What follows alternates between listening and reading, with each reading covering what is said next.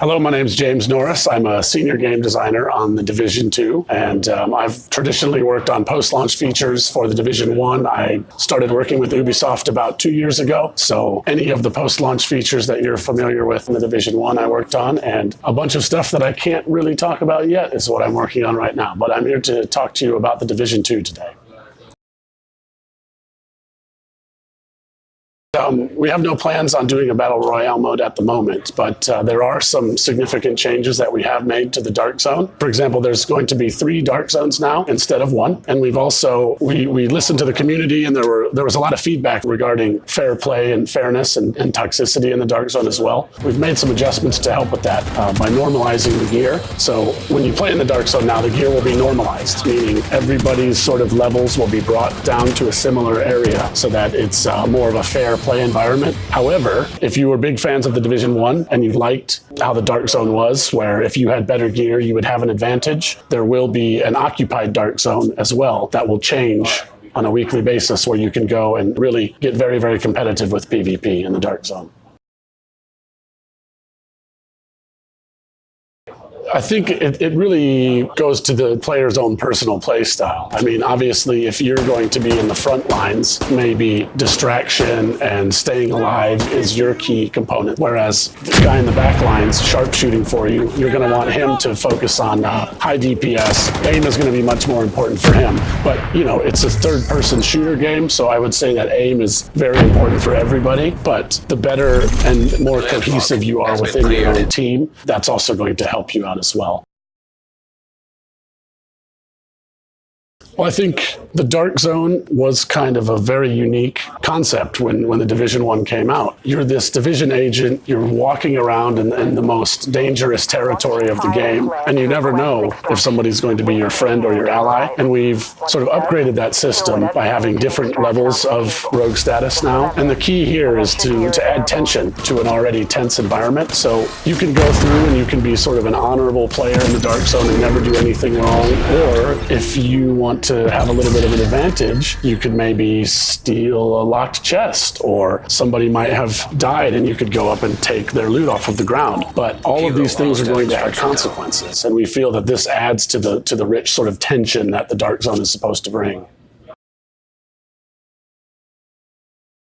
So as you build up your rogue status, there's 2 different ways you can do it. If you steal someone's loot, or if you take somebody's chest, you'll go into a disavowed status. And that means that your name will go gray. And you can be killed, you can be shot, but you'll also be able to go into a thieves' den to sort of reset that status. And that's going to give you a bonus. You know, you'll get rewarded for that. When you go full rogue, as you know, you turn red. Everybody knows that you're a rogue.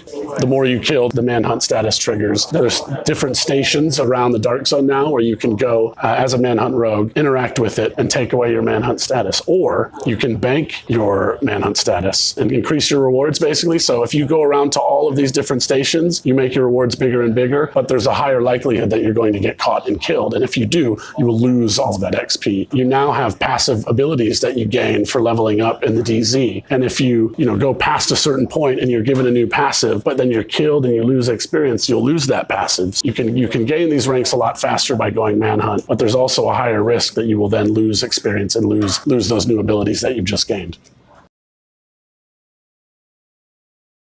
All we can say about the raid, unfortunately, today is that it is a franchise first. For PvP, I mean, the Dark Zones, you'll allow to have 12 people in each Dark Zone. So depending on how, who becomes rogue, who doesn't become rogue, there's a chance for some very good battles in the Dark Zones. We've made them smaller to increase the possibilities of coming across people. In the first one, sometimes you would run for a very, very long time. You wouldn't see anybody. So we've listened to the community and the feedback and decided to make them a bit smaller so that there's a higher possibility of running into other players. As far as different PvP modes, for now, it's a 4v4. Well, yes, there's 3 brand new factions in the Division 2, the Outcast, the Hyenas, and the True Sons, and all of them come with their own sort of specific strengths and weaknesses. So I think you will find that the AI has been improved. We're constantly working on better ways to engage the player. And with the new set of skills that Division agents have to use against them as well, there's going to be new challenges for all players that enjoy the Division 1.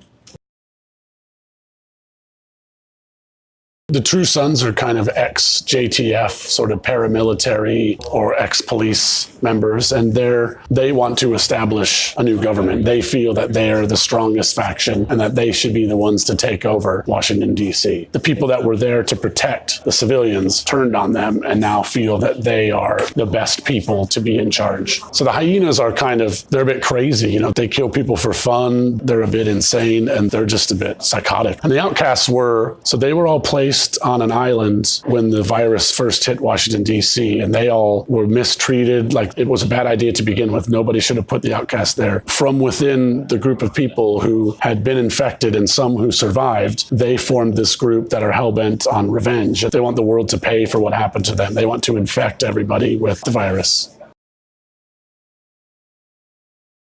So we've done a lot of work to optimize the Snowdrop engine, and we're always making improvements on that. So whether you're playing on PlayStation, Xbox, or on PC, the game has been optimized to ensure that there's a constant frame rate. And certainly on the PC, you can decide what your rig is best suited for, and you can change the settings to ensure that you get the best possible frame rate. There is no frame rate cap in the Division 2. You can raise it as high as your PC will allow it to go. We've definitely listened to the community in this area, and we've made improvements to our own in-house cheat detection. One of the main ways we've done this is we've moved a lot of processes onto the server side so that there's less happening on the client now. So that means there's less possibility for data modification. And of course, as the game is released, we'll keep a close watch on what's going on, and we're going to be constantly making sure that we are addressing these concerns. We've taken great steps to beef up our infrastructure, both at Ubisoft, and I believe we are also working with some third-party companies to ensure server stability. It's something that we take great pride in, is to ensure that we give the best possible experience to players. So we've been working hard to make sure that the Division 2 will be more stable than the Division 1.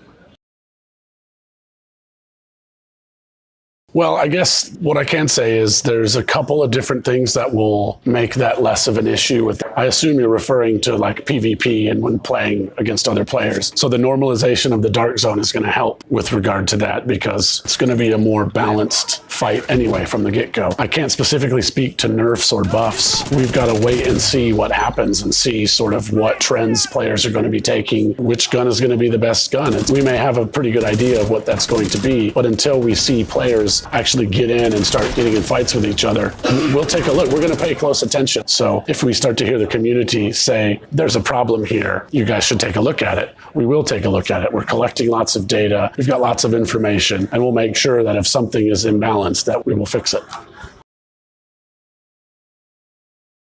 This is a brand new thing for the Division, and it's an endgame feature. So all the way up to level 30, you've got new skills, new weapons, new gear, new mods to work with, which is going to give you lots of build diversity to begin with.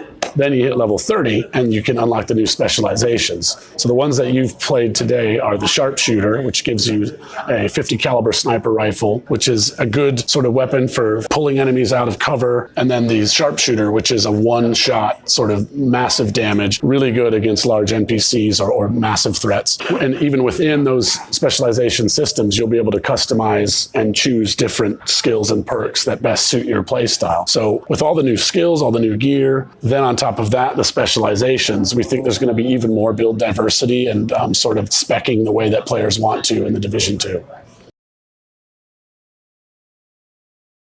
Toxicity was a big concern in the first division, and we listened. So we're going to be disabling VoIP for the nearby players, because a lot of that toxicity came from someone would kill you, they would say something maybe about a relative or something like that. And so we didn't want that to be an issue. Obviously, you'll still be able to group up with your friends and speak with them, but no more toxic voice chat is going to be in the division.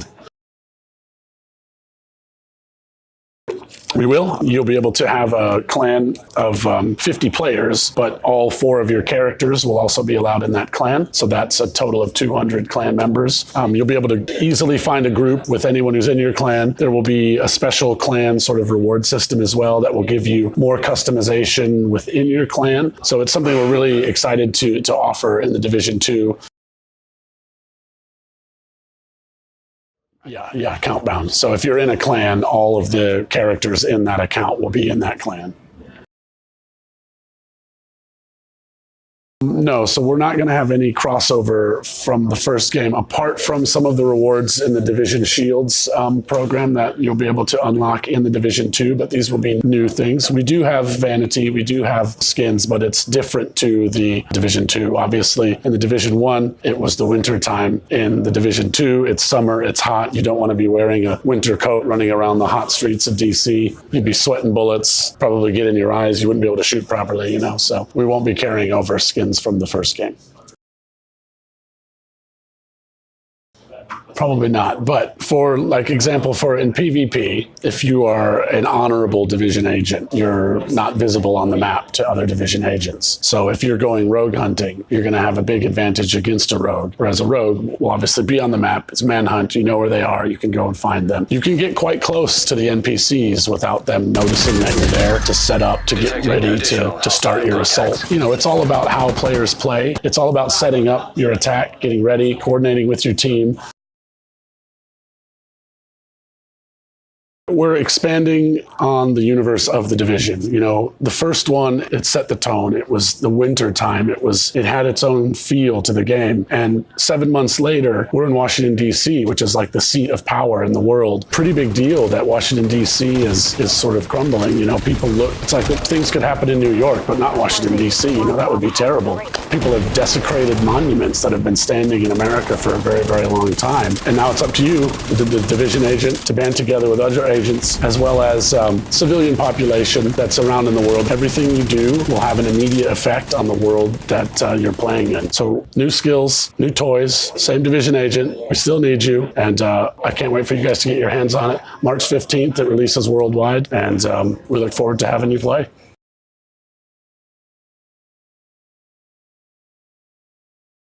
I'm a longtime fan of the Division 1, and I remember I took a long break from when it first came out to when it to nowadays, and I started to see more Asian players playing in the Division, which I think is really great. And if you ever see Supernose in game, you better watch out, because that's me, and I'm coming to get you.